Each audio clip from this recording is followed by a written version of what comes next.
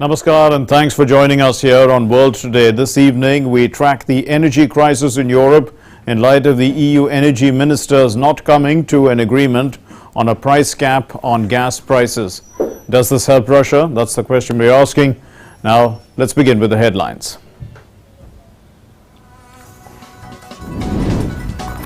Russian missiles pound more than 40 Ukrainian cities and towns. The move comes after NATO allies' meeting in Brussels unveils plans to strengthen Europe's air defenses. The Russian official warns of World War III if Ukraine joins NATO.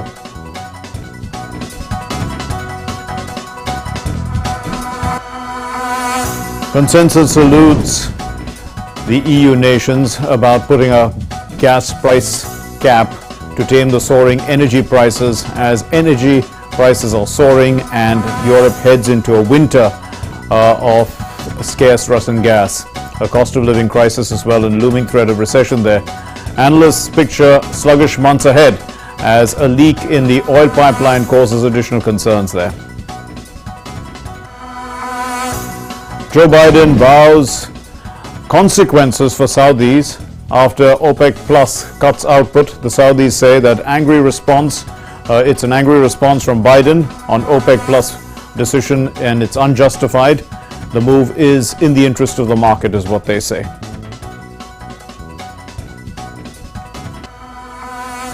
North Korea test fires a pair of long-range strategic cruise missiles. The leader Kim Jong-un oversees this launch and calls it a test to confirm the reliability and operation of nuclear-capable weapons deployed to military units.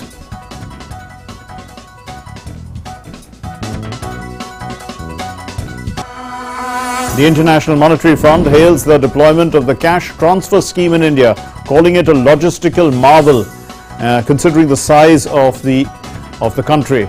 And the IMF's Deputy Director of Fiscal Affairs, Paolo Mauro, has says that there's a lot to learn from India. He also praised the use of Aadhaar in making this cash transfer scheme a success.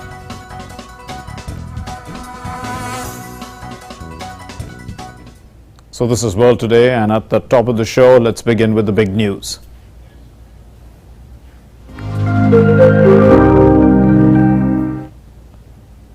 Moscow continues to insist that Western military help to Ukraine makes those countries direct parties to the conflict. The countries that are supporting Ukraine with military aid are NATO members.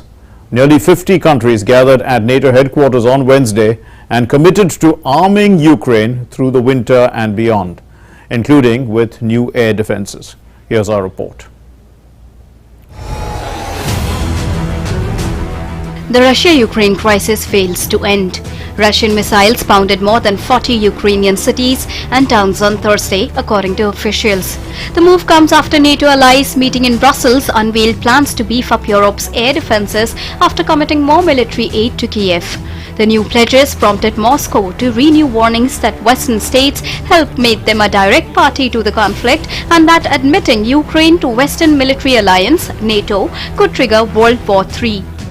Meanwhile, NATO defense ministers met with Swedish, Finnish counterparts. Nearly 50 countries gathered at NATO headquarters on Wednesday and committed to arming Ukraine through the winter and beyond, including with new air defenses. Also welcome the very strong message from the international community yesterday. The vote in the UN was a clear condemnation of the illegal annexation of Ukrainian territories and a clear call on Russia, President Putin, to reverse these decisions and to respect the territorial integrity of Ukraine.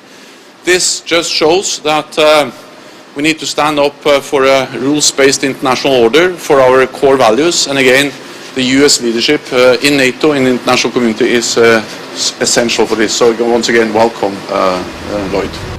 The United States reaffirmed its commitment to defend every inch of NATO territory ahead of talks among defense ministers from the alliance on Thursday that will include closed-door discussions by its nuclear planning group. I also agree with you on the fact that we're going to stay with our efforts to support Ukraine for as long as it takes.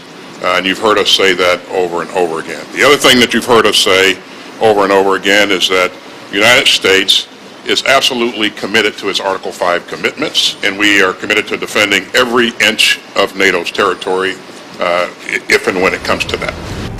Moscow has repeatedly justified the 24th February invasion that has killed tens of thousands of people in what it calls a special operation by saying Ukraine's ambitions to join the alliance pose a threat to Russia's security. World Today Desk, DD India. Now, Polish authorities are assuming a leak in a pipeline bringing Russian oil to Europe is probably an accident. Investigations continue, but the Prime Minister of Poland says that it's too early to say whether the leak was accidental damage or it was caused by sabotage.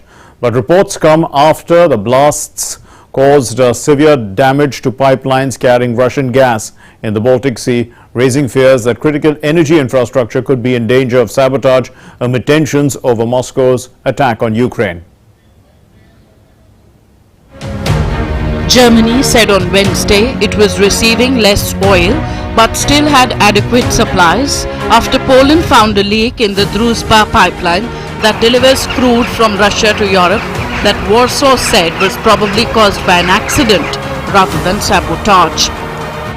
The discovery of the leak in the main route carrying oil to Germany, which operator Pern said that it found on Tuesday evening, comes as Europe is on high alert over its energy security in the aftermath of Moscow's invasion of Ukraine, which has cut supplies of gas. Polish Prime Minister Mateusz Morawiecki said it was too early to say whether the leak was accidental damage or was caused by sabotage. However, all potential causes of the leak were being considered. He added that Polish refineries were unaffected. We do not know exactly who is behind this leakage, whether it is accidental damage or an act of sabotage. In this case, the relevant services are inspecting everything, and of course, many steps point straight to the Kremlin. But we want to be very responsible, and only then, when inspections are over, confirm our assumptions. Drone footage showed a black stain of oil from the underground pipeline spreading across the farmland at the site of the leak, surrounded by fire engines and other emergency teams. Meanwhile, Dutch Energy Minister too echoed similar sentiments expressed by Polish leader, saying that there wasn't any current intelligence leading him to think that Wednesday's oil leak at the Druzhba pipeline was an act of sabotage. Well, obviously the whole of Europe is very concerned about our vital infrastructure, and we take close care of our infrastructure as much as possible. We've seen some dramatic events at Nord Stream over the past few weeks, so every other infrastructure that gets damaged has our full attention, and we look forward to get more analysis from our Polish colleagues on that. The oil leak has affected only the transfer from Poland to Germany. As far as the Polish refineries are concerned, they are receiving oil as scheduled. Thus, Poland is in contact with its German partners, and the oil transfer to Germany has been secured according to their technological capabilities. Europe has been on high alert over the security of its energy infrastructure since major leaks were found last month in the Nord Stream 1 and Nord Stream 2 gas pipelines running from Russia to Europe under the Baltic Sea. Both the West and Russia have blamed sabotage. The Druzhba pipeline is one of the world's longest oil pipeline and one of the biggest oil pipeline networks in the world. It carries oil some 4,000 kilometers from the eastern part of European Russia to points in Ukraine, Belarus, Poland, Hungary, Slovakia and the Czech Republic, even Austria and Germany. Bureau Report, DD India. Meanwhile, the Russian President Vladimir Putin has said that Moscow is ready to resume gas supplies to the European Union via a link of the Germany-bound Nord Stream 2 pipeline under the Baltic Sea, an offer quickly rejected by Berlin. Now, speaking at the Moscow Energy Forum on Wednesday, Putin said that one of the two links of the pipeline remained pressurized despite a series of ruptures last month, which caused major leaks, sending gas spewing out of the coast of Denmark as well as Sweden. We could take the volumes of gas lost from supplies through the Nord Stream pipelines along the bottom of the Baltic Sea. and move them to the Black Sea region. This would, therefore, make Turkey the primary route to transport our natural gas to Europe, creating the largest gas hub for Europe in Turkey, if, of course, our partners are interested in that. India abstained as the UN General Assembly voted to adopt a resolution condemning illegal so-called referendums organized by Russia in 4 Ukrainian regions. India's permanent representative to the United Nations, Ruchira Kamboj, said that no solution can ever be arrived at the cost of human lives. Escalation of hostilities and violence is in no one's interest.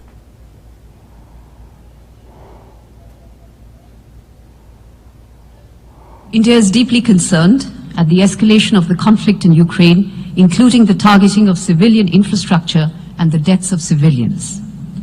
We have consistently advocated that no solution can ever be arrived at the cost of human lives. Escalation of hostilities and violence is in no one's interest. We have urged that all efforts be made for an immediate cessation of hostilities and an urgent return to the path of dialogue and diplomacy. We therefore sincerely hope for an early resumption of peace talks to bring about an immediate ceasefire and resolution of the conflict. India stands ready to support all such efforts aimed at de-escalation. Ruchira Kamboj said that dialogue is the only answer to settling differences and disputes, and India sincerely hoped for an early resumption of peace talks to bring about an immediate ceasefire and resolution of the conflict. It is also unfortunate that as the trajectory of the Ukrainian conflict unfolds, the entire global south has suffered a substantial collateral damage.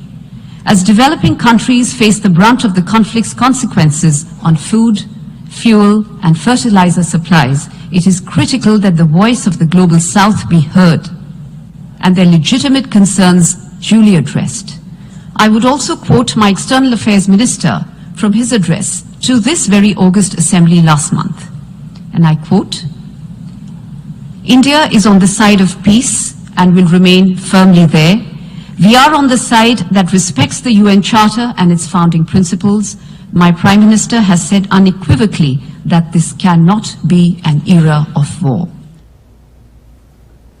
Indeed. So let's bring in Professor Harshvardhan Pant, Distinguished Fellow of the Observer Research Foundation, to throw more light on the subject.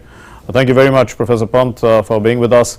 So now we know that energy is the issue. It's been weaponized. But are energy prices being determined by market forces, as the Saudis say, in the middle of a war and sanctions? Is it even possible? Not at all. I think it's very clear that what we are looking at is weaponization of this very important commodity, and unfortunately the brunt is being borne by the developing world and the global south, because they are the most vulnerable, they are the poorest of the poor, and it's the impact is disproportionately being felt there. So clearly, despite what the producers of oil may say, it is very clear that they intend on using this to their advantage, and they have found this particularly vulnerable time period where they have actually gone all out in terms of consolidating their hold and their expansion over the energy markets. And this is going to have significant impact. And we already see, for example, the IMF and the World Bank, both of them downgrading global perception of global growth. And we are seeing how that is going to impact the most vulnerable, not only amongst the countries, but also within countries. I think that it will be disproportionately felt by the poorest of the poor. So it's very, unfortunate trajectory, but that's where we are, and the producers, I think, at this point are more than willing to weaponize their most important output. Indeed, but clearly Russia stands to gain by prices going up, but also they seem to be the ones willing to sell at concessional rates, maybe with strings attached. But I mean, clearly that is Russia would be looking for new markets, considering what Europe has in store in terms of trying to cut all supplies with Russia in the long term. Well, yes, I think that the Russians certainly, again, you see, it's also a form of weaponization. Yes. Because the Russians know that this is a vulnerable moment as the Europe goes into the winter session. Winter season. Yeah. There's certainly, I think there are many in Europe who would be hoping for some normalcy being restored in the energy markets, and some normalcy being restored in the battlefield.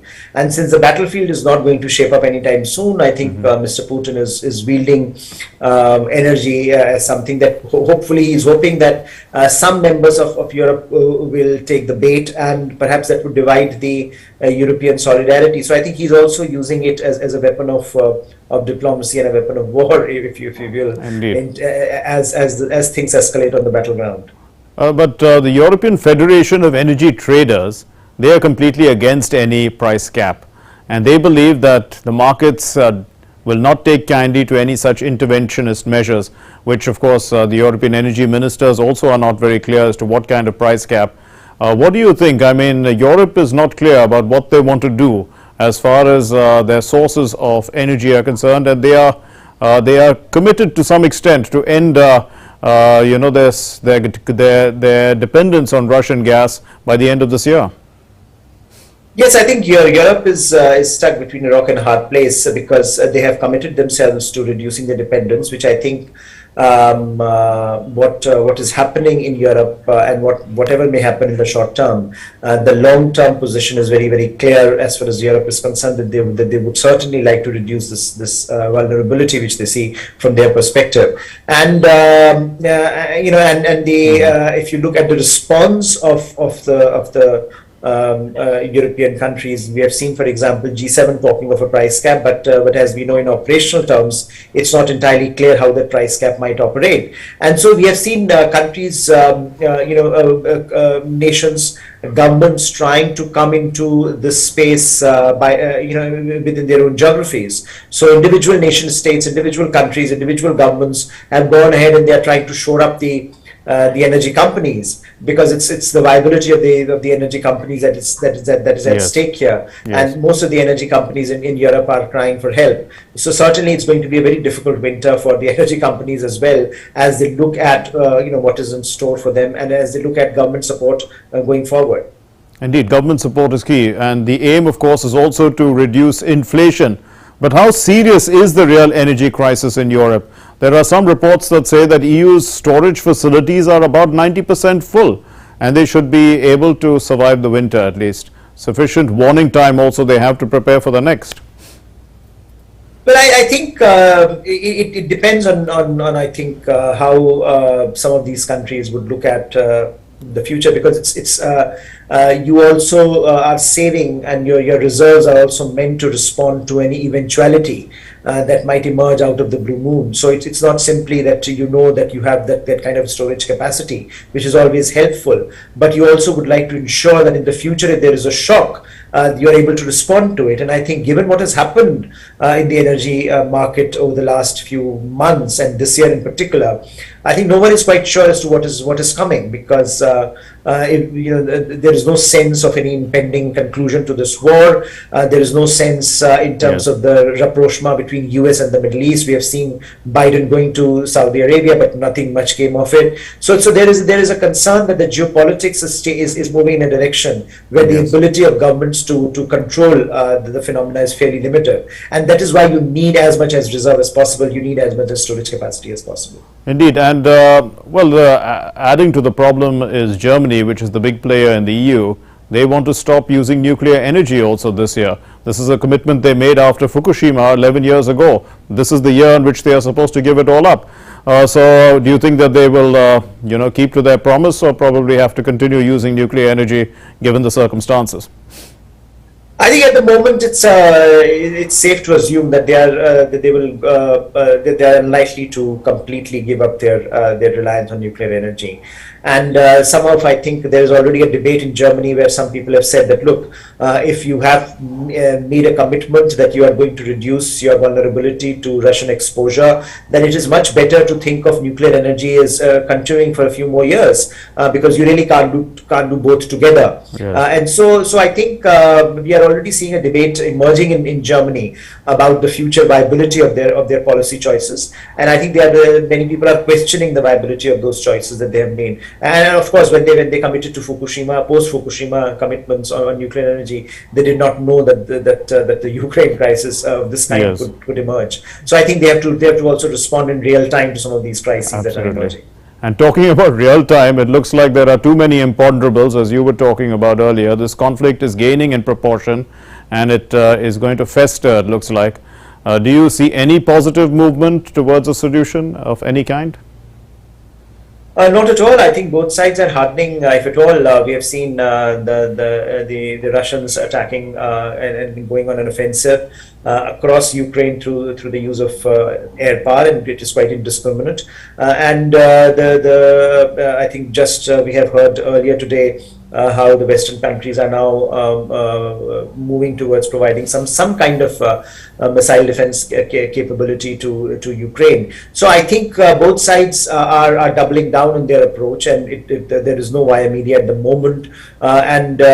Of course, the incentives for political calculation, for political management of such a dispute, they do not seem to be anywhere near,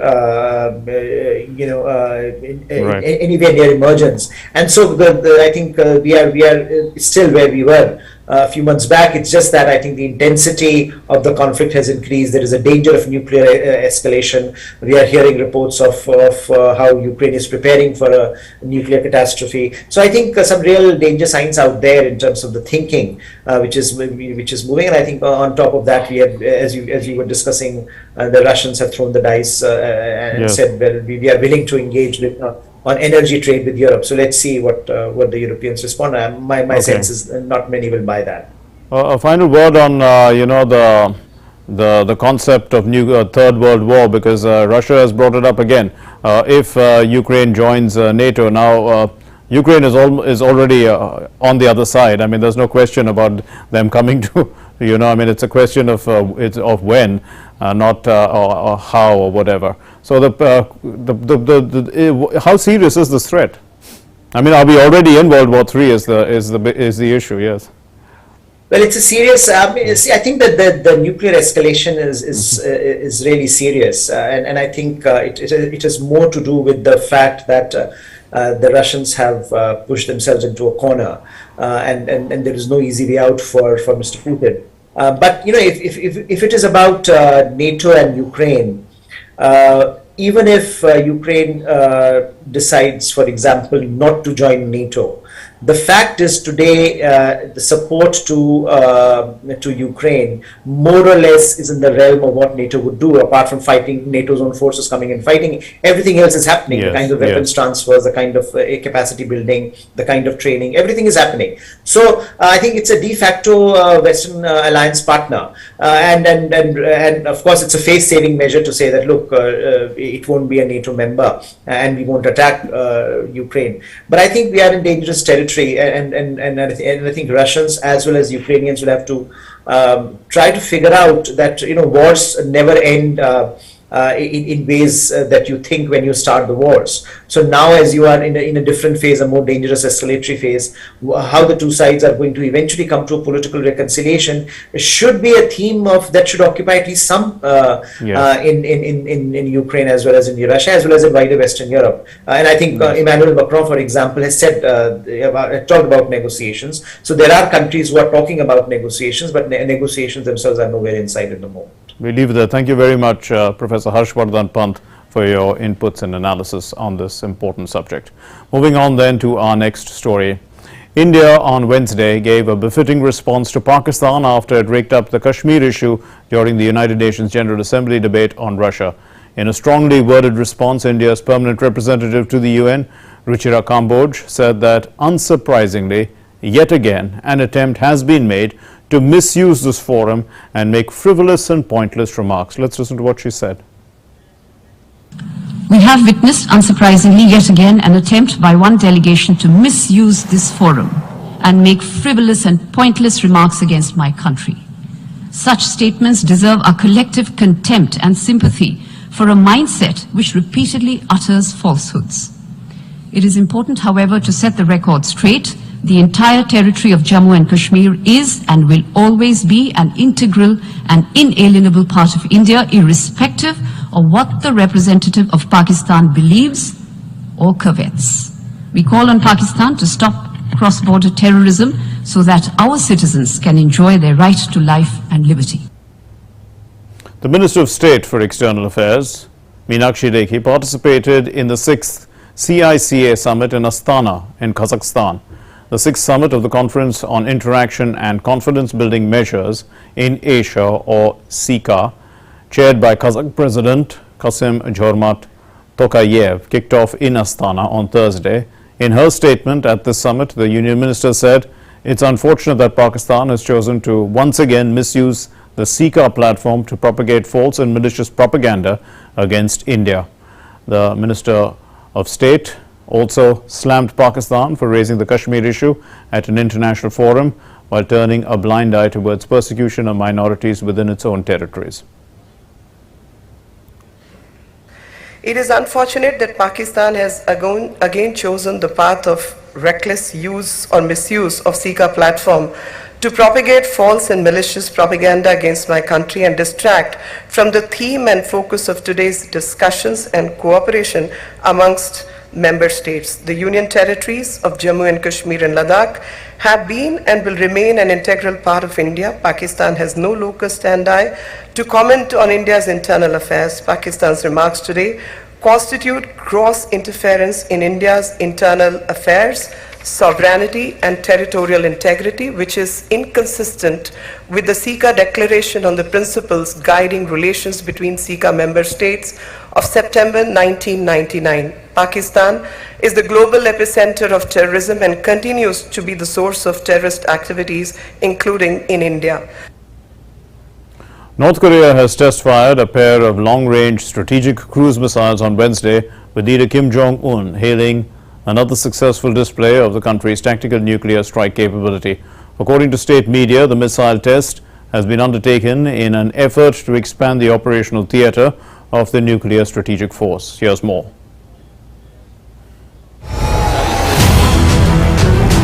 North Korea does it again. Leader Kim Jong-un oversaw the launch of 2 long-range strategic cruise missiles, according to state media, on Thursday. He called it a test to confirm the reliability and operation of nuclear-capable weapons deployed to military units. The test firing was conducted on Wednesday and was aimed at enhancing the combat efficiency and might of cruise missiles deployed to the Korean People's Army for the operation of tactical nukes, the Korean Central News Agency said, adding that they clearly hit the target 2,000 kilometers away. Japan's defense minister said North Korea has most likely developed miniaturized nuclear warheads small enough to be carried by medium-range ballistic missiles in an attack. Regarding the ballistic missiles that have a range that could include Japan, it is likely that they have already achieved the capability of miniaturizing and mounting nuclear warheads on those missiles for attack, including counterattack capability. We will realistically consider everything without omitting any options and work on strengthening fundamental defense capabilities.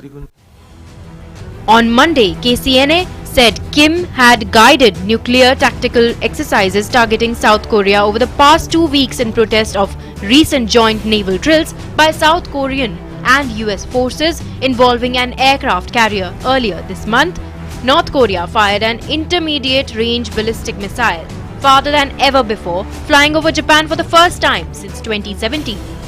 South Korean President Yoon Suk-yeol said on Tuesday that North Korea has nothing to gain from nuclear weapons as the isolated country seeks to beef up its capability to attack its southern neighbor.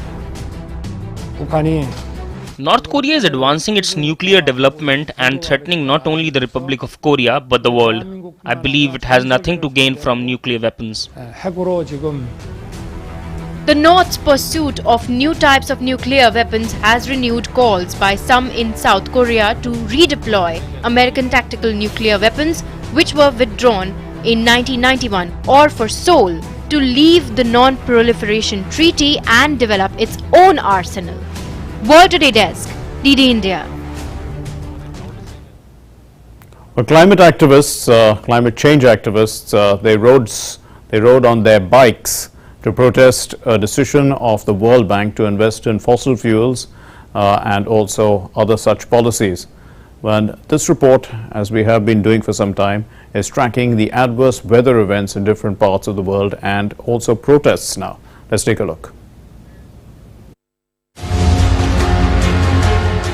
The world is reeling under the influence of extreme weather due to climate change. There are protests in many parts of the world along with various weather extremities taking place all across.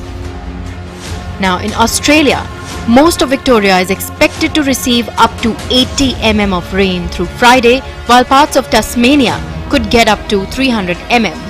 Hundreds of homes in southeast Australia were without power and residents filled sandbags as an intense weather system lashed the region, bringing warnings of more heavy rain, damaging winds and flash flooding. Victoria and the island state of Tasmania will be the worst hit, with some areas in Victoria having already received about 140 mm, more than double October's mean rainfall as per Bureau of Meteorology. Climate change activists rode bikes to protest the decision of the World Bank to invest in fossil fuels projects and policies. The public data from Oil Change International's Public Finance for Energy database was analyzed by Big Shift Global. This NGO coalition found that the new investments from the World Bank Group during 2018 to 2021 were close to $14.8 billion. The protests follow warnings from scientists that countries aren't doing enough to meet the 2015 Paris Climate Accord's top-line target of limiting global warming to 1.5 degrees Celsius this century compared to pre-industrial times. UN Secretary General Antonio Guterres told world leaders this week that the fossil fuel industry, which is responsible for a large share of planet-warming gases, is feasting on hundreds of billions of dollars in subsidies and windfall profits, while household budgets shrink and our planet burns. We are against the continued funding and financing of the World Bank Group of fossil fuels, especially in the Global South, because it will lock in our countries into unsustainable paths, and it will only harm our people. It will drive the same crises that have been wreaking havoc on our people. Just for instance, in the last super typhoon in the Philippines a few weeks ago, I learned from the peasant movement of the Philippines that the farmers lost around 3 billion pesos worth of their agricultural livelihoods. Climate activists around the world are deeply concerned. Earlier, climate activists blocked the mall near Buckingham Palace in London on Monday, causing delays and disruption for the 10th day running. The demonstrators were from Just Stop Oil, which describes itself as a coalition of groups working together to bring an end to the exploration, development and production of fossil fuels. A tweet from Just Stop Oil's Twitter account said some of the protesters had glued themselves on the road. Meanwhile, in Australia, two Extinction Rebellion activists glued their hands to a Pablo Picasso painting in Melbourne, Australia, to convey the connection between the consequences of climate change and human suffering. They stood with their hands stuck to the protective covering on Picasso's massacre in Korea, with a banner reading "Climate chaos equals war plus famine" on the floor in front of them at the National Gallery of Victoria. Coming to dealing with extreme weather as a result of climate change, many parts of the world are facing storms, floods and heavy rain. Aerial footage showed fully swamped fields and a collapsed bridge in El Salvador after the wake of Tropical Storm Julia, which hit the Central American country over the weekend. The storm left knee-deep flooded areas in Puerto Parada, where rescue teams carried people in their arms to evacuate them. According to Salvadoran authorities, the storm killed 10 people, including 5 soldiers, while 2,410 evacuations have been conducted in the country. Authorities confirm the rainy season will continue, although the storm Julia's threat is over. Tropical storm Julia brought floods, material damage and left one dead person in a Mexican coastal city after its violent passage through Central America. Mexican civil protection authorities informed one person died after the heavy rainfall in Acapulco, a tourist hotspot in the Pacific coast.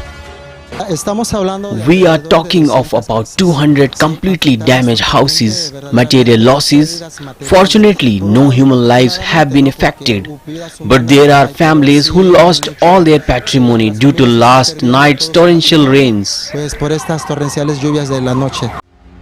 Thailand, the National Water Command Center has warned people living in Suphanburi, Nakhon Pathom and Samut Sakhon provinces to brace for overflows from the Tha Chin River. According to NWCC, heavy rain over the Krasiayo reservoir has resulted in an increase of an estimated 318 billion cubic meters of water.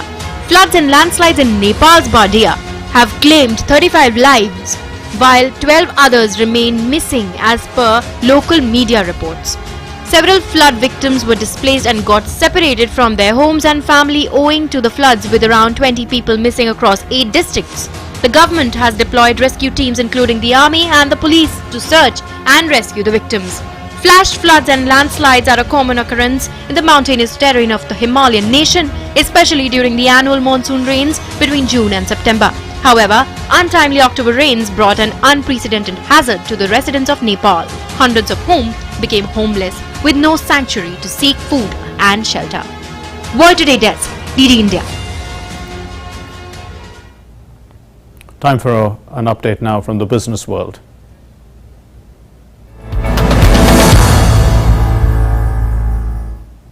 Well, the Deputy Director of the International Monetary Fund, Paolo Mauro, has termed India's digital cash transfer scheme as quite impressive, and he said that the sheer size of the country makes it a logistical marvel how these programs, seeking to help people at the low income levels, reach hundreds of millions of people. Paolo Mauro has in fact termed this as a logistical marvel, seeking to help the people at the low income levels, reaching hundreds of millions of people. He was addressing a Fiscal Monitor press briefing. Here's more.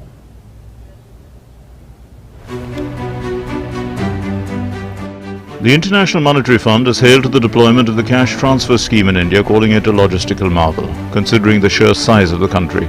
IMF's Deputy Director for Fiscal Affairs Department, Paolo Mauro, has said that the global lender has several examples of how companies deploy cash transfers, and there is a lot to learn from India. This praise for India's cash transfer scheme comes as the country continues to maintain its position as the fastest growing major economy in the world. He made this comment on the sidelines of the annual meetings of the Board of Governors of the International Monetary Fund and the World Bank Group. He added that there is a lot to learn from India, adding that Indian case is actually quite impressive. Underlining the sheer size of the country, the top IMF official said it is a logistical marvel how these programs that seek to help people who are at low income levels reach literally hundreds of millions of people. He also pointed to the success of a lot of technological innovations in India and the use of the unique identification system, the Aadhaar, in making the cash transfer scheme a success. If I look at the case of India, it is actually quite impressive. In fact, just because of the sheer size of the country, it's a logistical marvel how these programs that seek to help people who are at low income levels reach literally hundreds of millions of people. There are programs that target specifically women. There are programs that target the elderly, farmers. Perhaps the interesting part is that in these examples there's a lot of technological innovation. In the case of India, one thing that is striking is the use of the unique identification system, the Aadhaar. IMF's Director for Fiscal Affairs Department, Vitor Gasper, said, "We are collaborating with India in that context as one of the most inspiring examples of the application of technology to solve very complicated issues of targeting support to the people who need it most." Bureau Report, DD India.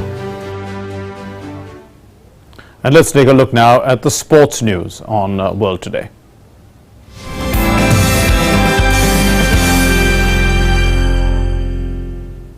And taking us through sports today is Deepika. Over to you. Thanks and good evening, Mark. Now let's quickly take a look at all that is passing in the world of sports and Sports Today of World Today. Let's begin with cricket. In the ongoing Women Cricket Asia Cup, women in blue made it to the finals, beating Thailand by 48 runs. For India, Deepti Sharma struck thrice while Rajeshwari Gaikwad also picked 2 wickets in the game. For Thailand, both Narumol and Nataya scored 21. That remained the highest individual score for the side. Earlier, India made a strong start to the game against Thailand as the side raced to 47 for the loss of 1 wicket in the power play, with Shefali Verma scoring 28 off them to 17 balls. However, Shefali was dismissed 8 runs short of a half-century and the Indian batters failed to build a substantial partnership thereafter. Smriti Mandhana was the first wicket to fall and Chimia Rodrigues also failed to change gears after a promising start to the innings. Indian captain Harmanpreet Kaur showed some intent in her 36 of 30 balls as India eventually reached 148 for the loss of 6 wickets. For Thailand, Sornarin took 3 wickets, conceding 24 of her 4-over quota. And now let's take a look at international football. With the help of Son Heung-min's double score, Tottenham Hotspur beat 10-man entering Frankfurt to move to the top of Champions League Group D. Frankfurt took an early lead when Eric Dier lost possession and Daichi Kamada was teed up to score from close range, but Harry Kane set up Son for the equalizer 6 minutes later on. England captain Kane then scored from the penalty spot and Son's thumping volley made it 3-1 before half-time. Frankfurt's tutor was shown a second yellow card for bringing Son down early in the second half, but Faridi Hedo made it 3-2 with 3 minutes remaining to make for a nervous ending for the Spurs. And on the other hand, Bayern Munich is through to the Champions League knockout stage for the 15th successive season with victory at Victoria. Bayern Munich have won all 4 of their Champions League group games, scoring 13 goals. They raced into 4-0 lead within 35 minutes as Sadio Mane linked with Leon Goretzka before slotting home. Thomas Müller converted a Kingsley Coman cross and Goretzka scored twice from Leroy Sané passes.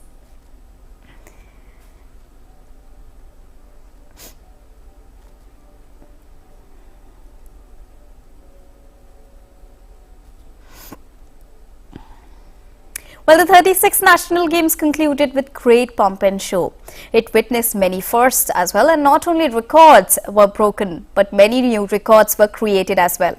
Take a look at this next report that brings you the highlights of the recently concluded 36th National Games. The 36th National Games held in Gujarat has concluded on a very successful note. Many national records were broken in this National Games, which was held after a long wait of 7 years. The Games witnessed excitement from all corners as all players put their best efforts to get medals for their states. The Services Sports Control Board surpassed all and topped this time with 61 gold medals. They managed to win a total of 128 medals, including 61 gold, 35 silver and 32 bronze medals, also awarded the Best State Trophy. Honorable Vice President Shri Jagdeep Thankar gave away the coveted Raja Bhalendra Singh Trophy to the hybrid contingent of services for the 4th time in succession. Services is a sports board run by the Indian Armed Forces. It was formed in 1919 as Army Sports Control Board and later was renamed as Services Sports Control Board. While Maharashtra bagged the Indian Olympic Association's Best State Trophy for finishing second in the medals tally with the most medals among states and union territories. Maharashtra bagged a total of 128 medals, including 39 gold, 38 silver and 63 bronze medals. The third position was secured by Haryana by winning 38 gold, 38 silver and 63 bronze medals. Meanwhile, in individual performance of the players, Kerala's Sajan Prakash was the best in men's category. He became the best male athlete in this year's National Games, and Sajan managed to win 5 gold medals. He bagged a total of 8 medals, including 2 silver and 1 bronze medal. Sajan Prakash won gold medal in 50-meter butterfly, 400-meter freestyle, 200-meter individual medley, 200-meter butterfly and 100-meter butterfly event. Sarjan has won the title of the best player in the national games for second time in a row, while Srihari Natraj of Karnataka became the second best player. Srihari won 7 medals including 5 golds. Gaurav Kumar of Services became the third best male athlete. Gaurav won 4 gold medals in gymnastics. He won a total of 6 medals including 4 gold and 2 bronze.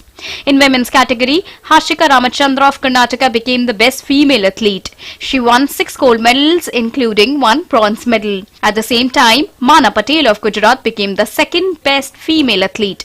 Mana Patel won 3 gold medals in swimming. Mana won a total of 6 medals including 3 gold, 2 silver and 1 bronze in the games. The competition, which ran from the 29th of September till the 12th of it with the mantra of Jodega India, Jeetega India, has witnessed more than 8,000 athletes from 36 states and union territories of the country competing for medal in 36 sporting disciplines. Notably, in the 36th edition of National Games, 38 national sports records were broken in track and field. Sports Desk, DD India. Well, swimming has become a young sport, literally, where world champions are generally teenagers. This trend was very much in evidence at the 36th edition of National Games in Gujarat. And hopefully with more players competing now, the bar is all set to be raised across the country. Right now, the way the Indian swimming calendar is structured for the moment, most swimmers in the country have multiple events to swim throughout the year. Our next report brings you more details about how swimming as a sport witnessed a new dawn at the recently concluded National Games in Gujarat. The 36th edition of the National Games in Gujarat has highlighted the growth of swimming in India. Records stumbled left, right and centre as the country's young potential finally transitioned into seasoned professionals. Young Madhya Pradesh swimmer Advait Page, armed with success at the National Games and recently concluded Commonwealth Games, has now directed all his focus on qualifying for the Paris Olympics. Yeah, definitely. That's on our radar as a long-term goal, and I'm sure it's the goal for a lot of swimmers. And that's what India is doing really well with competitions like these. You see so many national records breaking every time. It's junior nationals, senior nationals, national games, and many more events. That just shows that Indian swimming is progressing. And we had 2 guys break the A cut, Srihari and Sarjan. Huge achievement. But I can see that more swimmers are on their way. Page has picked the brains of some of the best in the business during his training stint at the University of Florida. Speaking about the takeaways from his training stint in Florida, Advait Page called it a great learning experience. They have a lot of good qualities that make a great competitor, but the side that we don't really see is the great humans they are. So I get to see both the great humans and the great performers, the competitor side of them. So some things that I really learned from them are how to deal with pressure when pressure is high in such events. How do you deal with that? How do you compete against the best in the world? And one thing that is most important is how you keep performing at a high level every time you swim. The transition from junior to senior has not been the easiest. Apart from building stamina, the swimmers have to change various facets of their style. Srihari Natraj, who won gold in the men's 50 meters freestyle event at the National Games in Gujarat, said that a healthy competition between the current pool of Indian swimmers is making a big difference. Indian swimming is definitely going in the right direction. We have a good set of youngsters coming up, and we have a lot of fast swimmers already, and we're all good friends outside the water, but it gets really fun to race inside the water. If you could look at the phone players, actually talking with Advait, and he was telling about how he almost required a West Indian to win a gold in the phone here in the National Games. So for sure it's going in the right direction, and we've been also receiving a lot of support from the Federation, from SAI, and from the various private organizations helping swimmers grow and compete. Last month I went to the FINA World Juniors in August. Over there it's one of the biggest events for juniors. All the Olympians, all the fastest and the world champions are over there. So I got to meet one of the best in the world, and I got to learn from them. So it's a really great experience to go into all of these international meets. Another promising swimmer, Mana Patel, says that Indian swimming has picked up pace and the future is bright. Indian sports is definitely, we can compare ourselves to international swimmers because we have a lot of young swimmers who are doing so amazing, and we're hoping from them to get some good results. We have Hashika Ramchandra, we have Dinidhi Desingu, we have Ridhima, we have Vedant Madhavan, Anish Gowda. They are such amazing talented swimmers, so we are hoping for some really good swims. These young stars are training hard to put India on the global map. Besides this, the central government's proactive attitude towards sports cannot be ignored. Government is providing everything our athletes need to improve their performance, and because of that, they are breaking records at various platforms. These young swimmers are leaving no stone unturned to put the Indian swimming on the next level. These swimmers in the recent past we saw they are also breaking the Olympic A qualification mark, and at the national games also multiple records were broken. In the coming times these swimmers will put the Indian acrobatics on the global map. With camera person Sandeep, Narayan Singh, DD India, Rajkot. So indeed, events like national games are adding new dimension to the sporting landscape of India. With this, it's a wrap in sports. Prime, back to you, Mark. Thanks very much, Deepika. And now let's give you what many of you have written to us saying is your favorite segment of this program, Beyond Headlines. Two twin eagle owls have been released into the Madrid countryside after being born in captivity in the city zoo and undergoing months of training. The release, which took place in the town of Villamantilla, 40 kilometers west of Madrid, is part of a Madrid zoo breeding program of night birds of prey, including eagle owls and barn owls. The birds born in the zoo are taken to a recovery center called Brinzol to get them fit for living in the wild. Caregivers at the Brinzol train the chicks for 3 to 4 months so that they gain strength and develop hunting instincts in a large aviary designed to have a similar environment to the local mountain range. When they reach a certain weight and pass various skill tests, caregivers free the birds into the wild, where they are crucial for controlling pests. New Zealand's Wellington Zoo has more than doubled its population of endangered ring-tailed lemurs after its 4 females gave birth to twins. Ring-tailed lemurs endemic to Madagascar are classified as endangered on the IUCN Red List. Wellington Zoo has only had ring-tailed lemurs for 18 months and got Zeus, their male, at the beginning of 2022 with a hope they might be able to increase their population. Primate manager Lisa Ridley said, given all the 4 adult female lemurs were first-time moms, they were not sure whether they'd have success with breeding them. The life of England's Queen Elizabeth II is being portrayed in a new comic book by Tidal Wave Comics. The glossy is part of the publisher's tribute series and tells the story of her public and private life. In 30 pages, the story of how she became a queen at 25, scandals and milestones are detailed. The book was released on October 12th and is available digitally and in hard and soft covers. The Syrian Directorate of Antiquities on Wednesday announced the discovery of a rare mosaic panel that experts say dates back to the Roman era. Found situated between 2 houses in a street in Syria's Al-Rastan district, the panel is believed to have originally been the flooring of a hall. According to experts, the 20 by 6 meter artifact depicts 2 main scenes from the Amazon War, which is mentioned in Iliad, and a picture of Poseidon. Experts expect to find more artifacts in the area, with the panel likely continuing underneath neighboring houses. Syria's 11-year war hit the historical artifacts based there very hard, with hardline groups destroying artifacts and others looted by smugglers. The UK Parliament had a special speaker on Tuesday. A humanoid robot, Ida, addressed the House of Lords and discussed whether artificial intelligence poses any threats to the creative industry. The robot artist called Ida told British lawmakers that although it was an artificial creation, it was still capable of producing art. Bearing a female humanoid face and with exposed robotic arms, Ida was created by scientists at the University of Oxford and named after British mathematician and computer pioneer Ada Lovelace. Ida has created a series of works, including a painting of the late Queen Elizabeth, and the works have been shown in exhibitions and galleries. The committee heard from the humanoid robot as well as industry experts and academics about the effects of technology on workers in the creative industry. World Today Desk, DD India. Well, and now let's take a look at this day in history, both in India and in the world.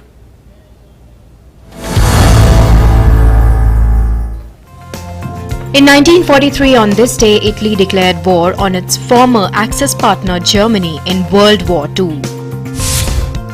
On this day in the year 1998 in India, senior BJP leader late Sushma Swaraj became the first woman Chief Minister of Delhi. In 1999 in India on this day, Atal Bihari Vajpayee took charge as Prime Minister of India for the second consecutive term as head of a new coalition government, the National Democratic Alliance. In 2012 on this day, Space Shuttle Endeavour completed 2-day cross-country trek to California Science Center in Los Angeles. In 2016 on this day, the Maldives announced decision to withdraw from the Commonwealth. World Today Desk, DD India.